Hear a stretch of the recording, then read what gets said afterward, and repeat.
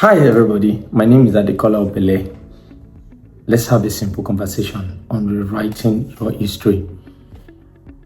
In the beginning, God created heaven and the earth was without form and void, and darkness was upon the face of the deep. And the Spirit of God moved upon the face of the water, and God said, "Let there be light," and there was light. And God saw the light that it was good, and God divided the light from darkness. And God called light the day, and darkness the night. And the evening and the morning were the first day. This page of this channel is dedicated solely to help us achieve better with ourselves, to help us do better, to rewrite our history, rewrite where we are coming from, rewrite where we want to get to and what we want to do with our lives. I am not there. I must speak it. I must lay it bare that I'm not there, but I am not where I used to be, and things will continue to get better. And I hope and sincerely pray that things continue to get better for you as well. Let's get straight into the conversation. Today I will be speaking about the words of your mouth, the words that has been said to you, or the words that somebody is still going to say to you in future. And that is why I read the first passage.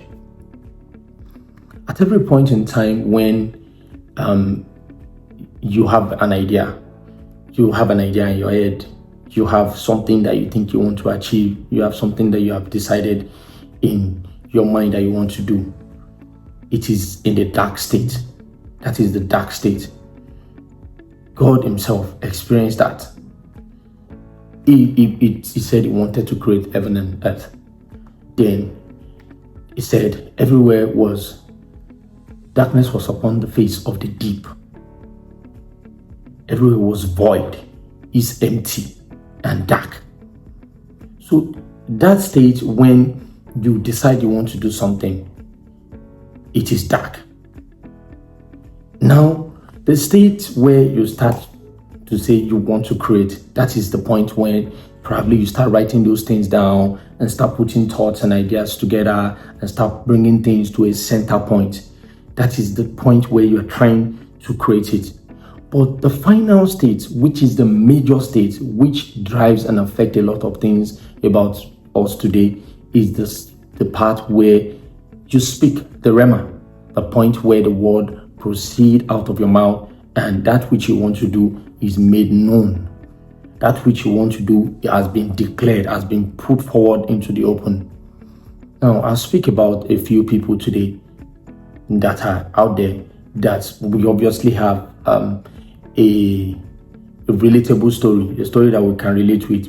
We saw what happened to them, how things trend, how things affected them, and how they got to where they are today. The first one on the list is the President of the Federal Republic of Nigeria today, President Bola Ahmed Tinubu.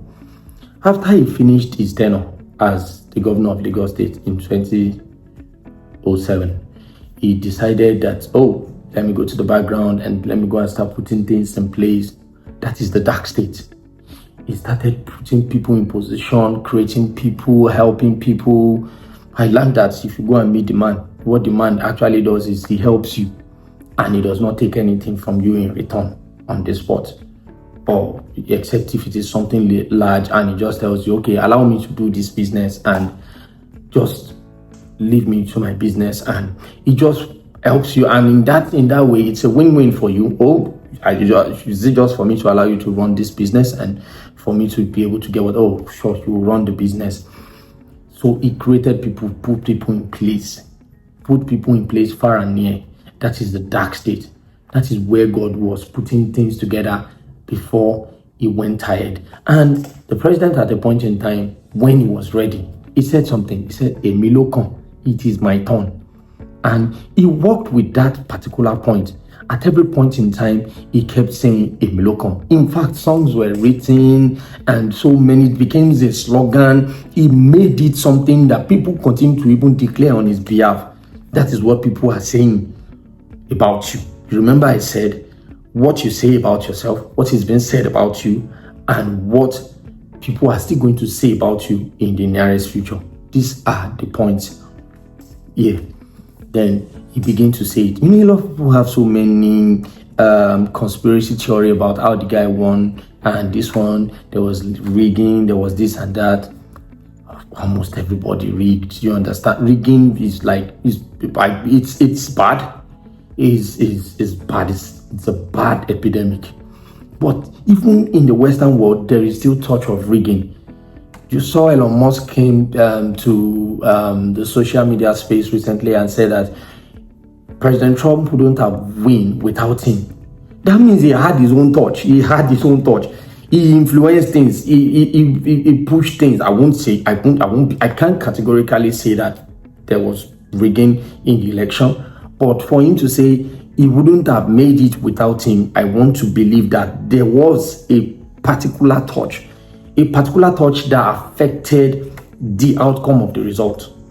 That is what happens in every space, in every society. It does not have anything to do with Africa or Nigeria or whatever the case is. The only reason why the issue of African countries is loud is because of how people do their things. There is no class to it. They don't put class to it. They get too dirty when they are doing all these things.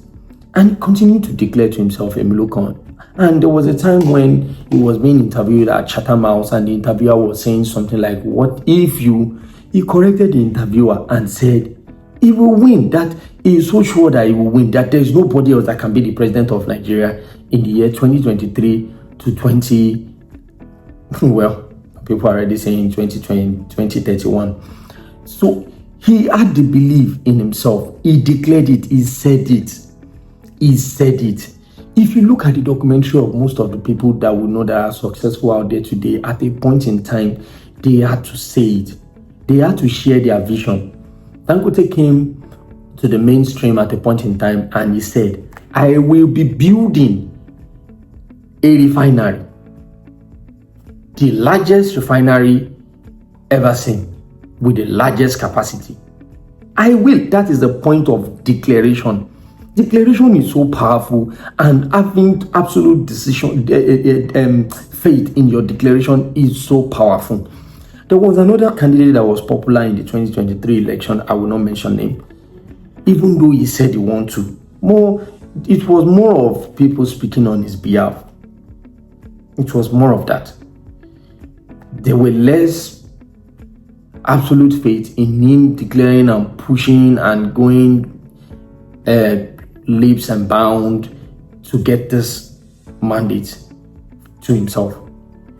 And also, I think he was hasty in trying to come into the limelight, and he wasn't strategic enough. He wasn't coordinated enough. He didn't have the human resources that he needed to get the job done. That was lacking. He didn't spend his time to do his assignment. He didn't calm himself down and do his assignment. It was just something that came by the wind. And let me now tell you something. Have you ever noticed that most people today that inherited wealth, one way or the other, most of them, you don't hear of them. After the first generation, the main person goes, then that resources, that success begins to dwindle. That has to do with the fact that the power of what is being said about you, which is lesser than the power of what you say about yourself. Yes, when people echo what you say about yourself, it's different from people declaring something for you. Did you get that concept? When people echo what you say about yourself, it's different from the things that you say about yourself.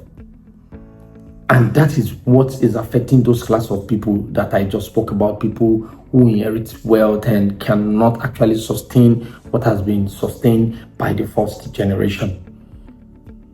That goes to speak to that. Now, let me come back to the story of the third person I want to put up in this for this series. Muhammad Ali. Muhammad Ali is just one guy that rose from nowhere in the boxing world to be one of the greatest boxers that ever passed on the face of the earth. And what was his strategy? Before the match, he would have used mouth to water down the spirit of the opponent. On the day of the match, he will continue in the ring to batter down the spirit, to water down, to beat down the spirit of the opponent. He wears down the spirit of the opponent with his mouth before delving the final punch to the opponent. That is to tell you the power of the spoken words, the words that you speak and the words that you speak. I repeated it intentionally. That wasn't a mistake. The word that you speak and the words that you speak. Now, let me come back to the point. There are a lot of examples. I can give you as well. The president of United States of America. I was one of the people that almost thought that this guy is not coming back. No. This party can never allow him come back. But what did you notice? As soon as he left, he kept saying that I am coming back. The power of the spoken word. The power of the spoken. He did not go to bed. He continued to say it, and he continued to remain in the mainstream till the time came for him to contest again. And he went to the dark states and created things and recreated his victory. And he came back, and he came back loud. That is the power of the spoken word. And when you speak it so much, you can say something intangible to the extent that it starts to feel tangible. That is what I'm saying. That is exactly the point I'm trying to express. You speak something so much that you can think that it is tiring and burdensome for you to do. But I'm telling you, there is no other way than for you to speak these things. Speak these things until you see it. There is a particular popular saying, popular slang in churches where they say they do push, pray until something happens. It is not even the action. It is about the fact that even under your breath, you're pushing it. You're pushing your prayer point until something happens. That is the power of the spoken word. That is why I am choosing this as the first topic to address on this program. We'll talk about a lot of things. We'll talk about the nation. I will talk about the nation. I will talk about career. I will talk about your lifestyle. I will talk about your background and how it affects where you are. I will talk about your parents, what their lives, and how it affects who you are. I will say all those things. Those are the things that I will discuss on this channel. Back to the point. Just before I round up, I want you to do 3 things going forward. Going forward, if you're with me on this page, I want you to do these 3 things going forward. Number 1, every day when you wake up, take hold of the day. What do you want to achieve that day? What do you want to achieve? Ask yourself that number 1 question. Then speak the word about it. Confess positively to yourself for the day. Take charge of it. Take hold of the day. Have the day in your pocket. Second thing is for you to go into your past and pick those things that speak about against those things that have been said against you. Those negative words that somebody has said into your life. Speak against them. The positive words that somebody has said into your life, speak them into existence. The prayers of your parents, what your parents have desired for you, how they have desired that you should be something in life. Speak about those things and work towards achieving it. Also, this is the bonus point, and this is not the third point. You need to today, as from today, yes, start to realign your community. Realign the people that you put in your cycle. You can't be in the middle of jokers and think that you are going to achieve something extra or something magnificent in life. It does not work that way. I'm not capping you right now. I'm just telling you the truth. You have to be deliberate about people that you allow into your cycle. That is actually a topic for another day, but it affects this.